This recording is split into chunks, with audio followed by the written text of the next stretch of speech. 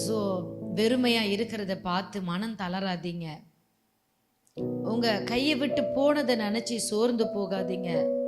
அதை மறுபடியும் மீட்டு தருகிற தேவன் அவர் உங்களோடு கூட தான் இருக்கிறார்.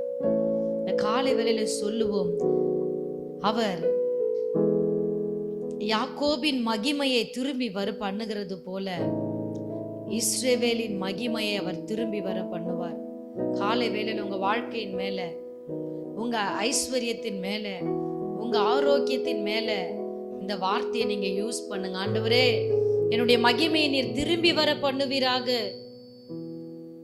என் மகிமை திரும்பி வர பண்ணுவீராக.